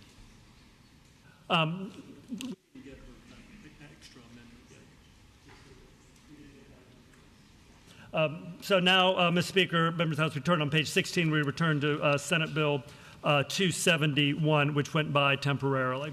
And Mr. The delegate from Fairfax, Delegate Delaney. Thank you, Mr. Speaker. I move this bill go by for the day. Without objection, the bill is by for the day. So with those two... House will be at ease. Yes, sir.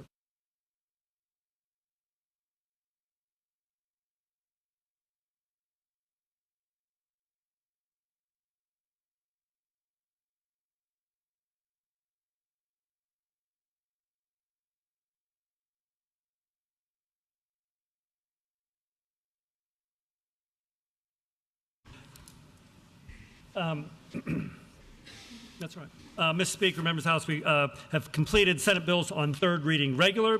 Therefore, we come to a new category, House bills with Senate amendments, half dozen or so bills there.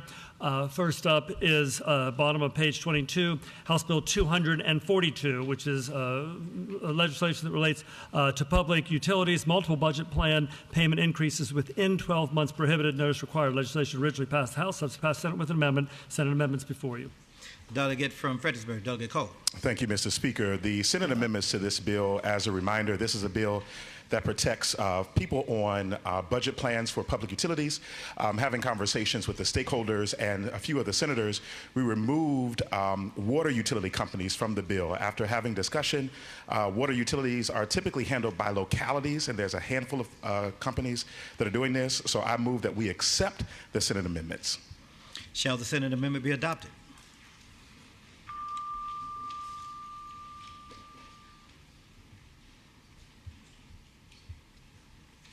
Clerk will close the roll. Ayes 93, noes 4. Ayes 93, noes 4. The Senate amendment is adopted. House Bill 358, now before you, would amend and reenact portion of the Code of Virginia relating to Medicare supplement policies, regulations establishing minimum standards, work group report. Legislation originally passed the House. House passed Senate with an amendment, and the Senate amendment to HB 358 is before you.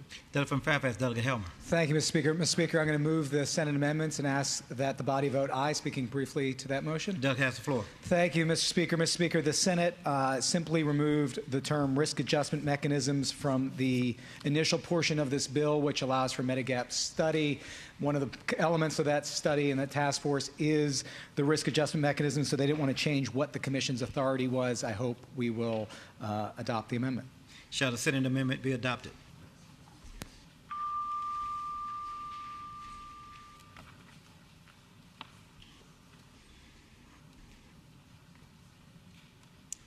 Clerk will close the roll. Ayes 97, no 0. Ayes 97, no 0. The Senate amendment is adopted. House Bill 395 is legislation relating to electric utilities, small portable solar generation devices, Residential Landlord and Tenant Act. Legislation originally passed the House, has passed Senate with a substitute, which is now before you. Delegate from Fairfax, Delegate Creasy. Thank you, Mr. Speaker. As a reminder, this bill makes clean energy more affordable, more accessible, and more practical for everyday Virginians by removing the red tape for plug-in, otherwise known as balcony solar. What the substitute will do is it adds a lot of technical stuff, but it convenes a work group to evaluate safety standards and delays the bill's effective date to January 1, 2027. Mr. Speaker, I move that the House adopt the Senate substitute. Shall the Senate substitute be adopted?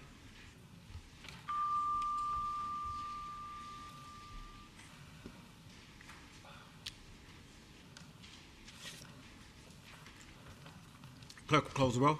Ayes 93, noes 4. Ayes 93, noes 4. The Senate substitute is adopted. House Bill 481 at the bottom of page 23 is by for the day. Over on page 24, therefore, we come to Delegate Maldonado's House Bill 636, which relates to prohibiting employer seeking wage or salary history of prospective employees, wage or salary range transparency, cause of action. Legislation originally passed the House, subsequently passed Senate with an amendment, and that Senate's amendments before you. Delegate from Prince William, Delegate Maldonado.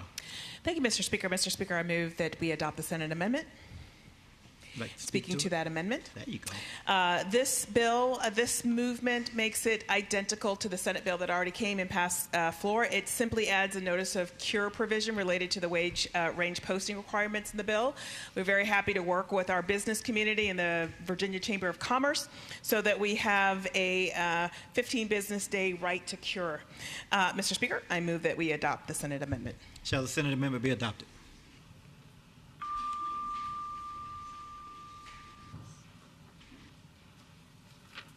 Clerk will close the roll. Ayes 63, noes 34. Ayes 63, noes 34. The Senate amendment is adopted. House Bill 1022 is legislation relating to consumer protection, automatic renewal or continued service offers, disclosure, and cancellation. Legislation originally passed the House, has passed with the Senate with a substitute, and that Senate substitute is before you. Delegate from Loudoun County, Delegate Reeser. Thank you, Mr. Speaker. Mr. Speaker, this bill strengthens consumer protections by making it easier to cancel a subscription. The Senate substitute has some in-person language requirements that are overly cumbersome, so I move that the House, I move the substitute and ask the members to reject the motion. Shall the Senate substitute be adopted?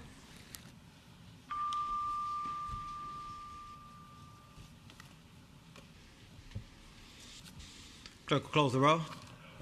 Ayes 1, noes 96. Ayes 1, noes 96. The Senate substitute is rejected. And last bill in this category is House Bill 1173, which relates to the Virginia Human Rights Act, reasonable accommodation for known limitations related to menopause. Report, legislation originally passed the House, Senate with substitutes, Senate substitutes before you. Delegate from Fairfax, Delegate Tran. Thank you so much, Mr. Speaker. The Senate substitute makes House Bill 1173 a cognate of Senate Bill 258, which we voted on last week. This bill adds menopause and perimenopause to existing protections under the Virginia Human Rights Act. I move the House agree to the Senate substitute. Shall the Senate substitute be adopted?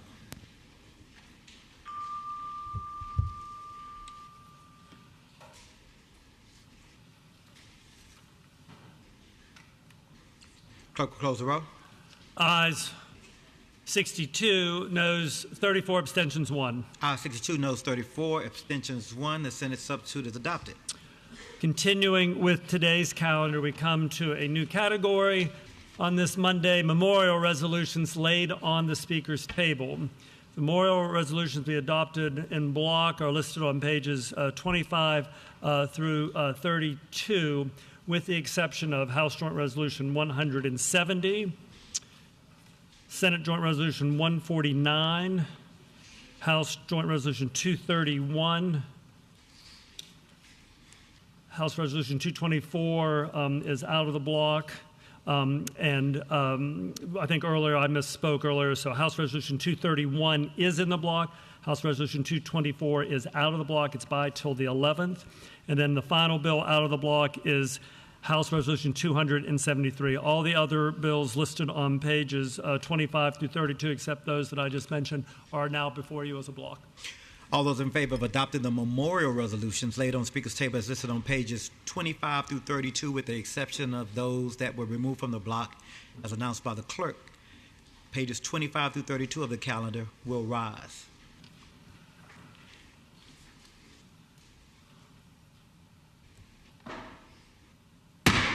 The resolution is agreed to. New category, commending resolutions laid on the Speaker's table. The commending resolutions to be adopted in block are listed on pages 33 through 49, with the exception of House Joint Resolution 196, HJR 197, and 198. Those three are out of the block. House Joint Resolution 210 is out of the block. House Resolution 195 is out of the block. House Resolution 206 and 210, those are out of the block. House Resolution 235 is out of the block.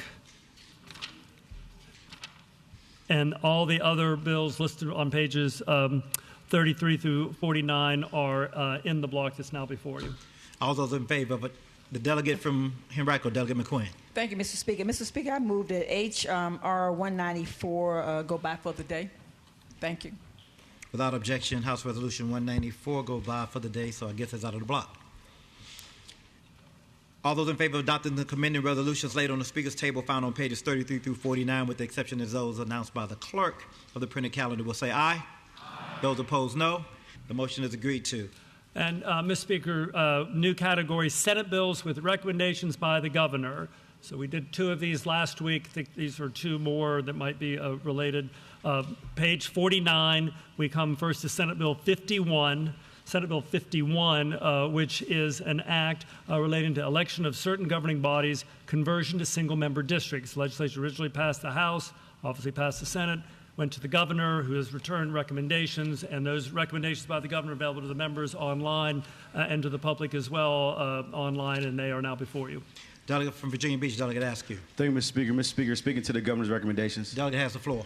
Thank you, Mr. Speaker. Mr. Speaker, this Senate Bill 51 is the Senate cognate to my HB 168, and it adds the emergency clause as we did last week, as the clerk said, and I hope it's the will of the body to pass the governor's recommendations. Shall the bill be amended in accordance with the recommendations of the governor?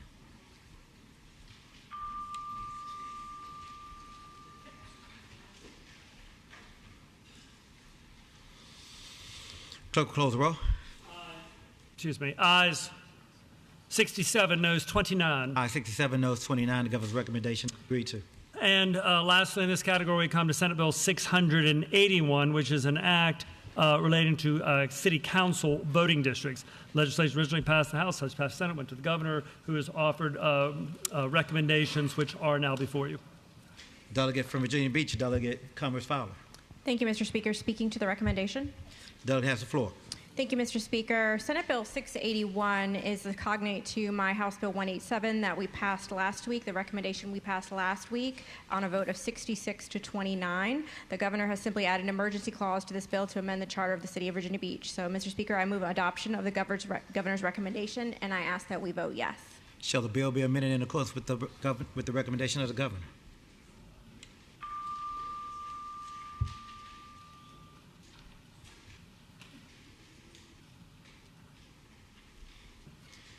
Clerk will close the roll. Ayes 67, noes 27, abstentions 1. Ayes 67, noes 27, abstentions 1. The governor's recommendation is agreed to. And, Mr. Speaker, having received no further conference reports, there's no further business before us. Pursuant to House Rule 51, the House has returned to the morning hour. Does the clerk have any additional announcements or communication? No communications, just the announcements for the... Oh, I'm sorry, I do have extra one announcement before that. Speaker appoints several more conferees. For House Bill 110, the Speaker appoints Delegates Lawfer, Clark, and Moorfield. For House Bill 110, Delegates Lawfer, Clark, and Moorfield will be the conferees on behalf of the House. For House Bill 505, the Speaker appoints Delegates McAuliffe, Reed, and Cherry. HB 505, Delegates McAuliffe, Reed, and Cherry. And for House Bill 1487, the Speaker appoints Delegates Singh, Sullivan, and O'Quinn. HB 1487, Delegates Singh, Sullivan, and O'Quinn, and that is companion legislation to SB 827. That will be updated on your member pages momentarily. Looking ahead to just the meeting schedule, today is the last day for committees to meet. As we mentioned before, the Committee on Appropriations is 15 minutes. So Committee on Appropriations will meet 15 minutes upon adjournment of the House, a little bit after 2 o'clock, up on the House Appropriations Committee room on the 12th floor of the GAB. And Delegate Watts said, I believe, or something communicated, that the Northern Virginia Delegation Caucus is meeting today at 5 o'clock. They'll be on the 10th floor subcommittee room. So those are the only two legislative activities for it this afternoon. And then looking ahead to tomorrow, the Conservative Caucus is meeting at 7:30 in this 8:30. Okay, the Conservative Caucus will be meeting at 8:30. We'll update that. They'll be in the House Subcommittee Room 8 over in the General Assembly building on the 8th floor, of course. And then prior to going in at noon, the two caucuses will meet beforehand. The Democratic Caucus meeting at 11:15 tomorrow, and then the Republican Caucus 11:15. So both caucuses will be meeting at 11:15. Democrats, House Room 1, Republicans in House Room 2. Mr. Speaker, that's all the announcements I have. Delegate from Fairfax, Delegate Watts. Thank you, Mr. Speaker. I rise for an announcement. The delegate has the floor. The Northern Virginia Caucus will meet at 5 o'clock today.